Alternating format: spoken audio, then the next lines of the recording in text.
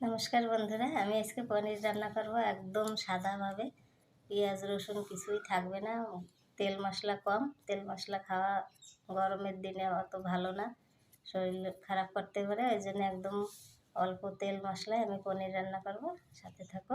তো বন্ধুরা, যে পনিরগুলো এইভাবে সব কাটে নিচ্ছি চৌকা চৌকা করে, যে এইভাবে কাটে নিচ্ছি। এদিকে শুকনো খোলায় জিরে ধনে গরম মশলা শুকনো খোলায় ভেজে নেব। এদিকে আলুগুলো কাটে জলের ভিতরে রাখছি, ধুয়ে পরিষ্কার করে নেব। আমি শুকনো খোলায় আগে এগুলো ভেজে নেব মশলাগুলো।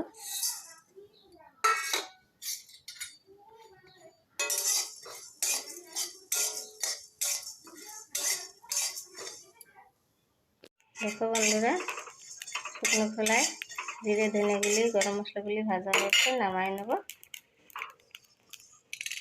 পনির ভাজার জন্য উনুনে কড়াই বসাই দেবো। দেখো বন্ধুরা, পনিরগুলো ভেজে নেব। কড়াইতে তেল দিয়ে দেবো। আমি পনিরে আর কিছুই দেবো না, খালি পনিরগুলোই ভেজে নেব।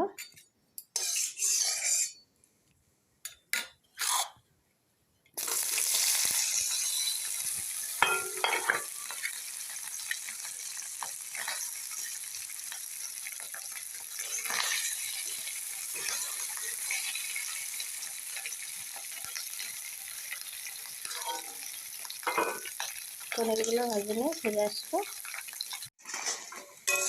দেখো বন্ধুরা, পনিরটা ভাজা হয়ে গেছে, নামাই নিতে হবে।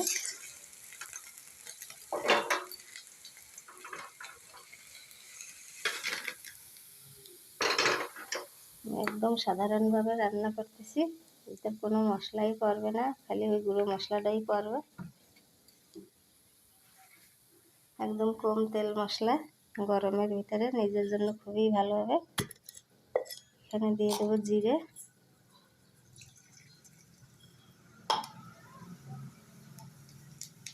জিরে হয়ে গেছে, আলুগুলো দিয়ে দেবো। আলুগুলো সুন্দর করে ভেজে নিতে হবে।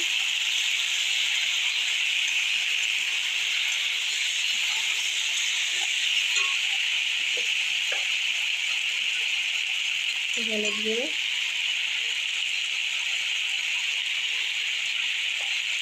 স্বাদ মতো লবণ দিতে হবে, স্বাদ মতো লবণ। লঙ্কা গুঁড়োটা এখন দেবো না, একটু পরে দেবো।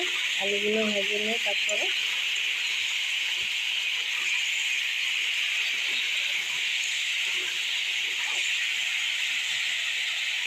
আলুগুলো একটু ভেজে নিতে হবে। বন্ধুরা, স্বাদ মতো লঙ্কা গুঁড়ো এখন দিয়ে দেবো। আমি আলুগুলো ভেজে নিচ্ছি,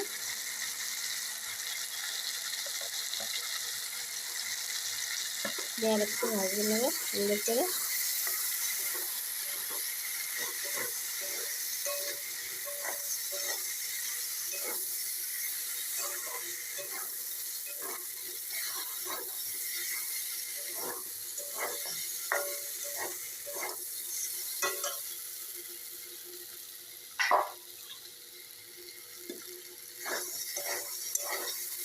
আমি জলটা দিয়ে দেবো।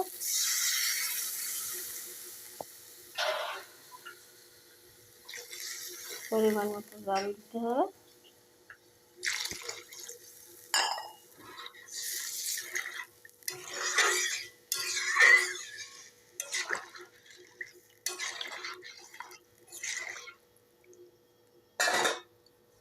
রান্না করে নেব। তরকারিটা ফুটে আসছে, ভাজা পনিরগুলো দিয়ে দেবো। দিয়ে যে শুকনো খোলায় ভেজে রাখছিলাম সেই মশলাগুলো গুঁড়ো করে নিয়ে আসবো।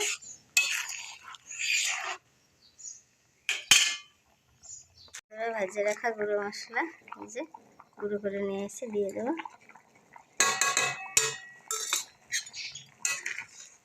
আর একটু রান্না করে নামাই নেবো। রেডি হয়ে গেল পনির তরকারি। এরকম নিত্য নতুন ভিডিও পাওয়ার জন্য লাইক করো, শেয়ার করো, কমেন্ট করো। আর কার কার এরকম কম মশলায় খাইতে ভালো লাগে আমাকে কমেন্ট করে জানাও। তরকারিটা একদম রেডি হয়ে গেছে।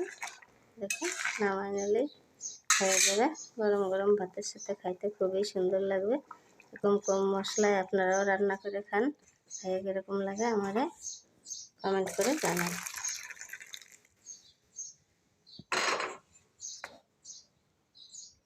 দেখেন তরকারিটা কত সুন্দর হয়েছে, যে পনিরগুলো ফুলে টক টক করতেছে, যে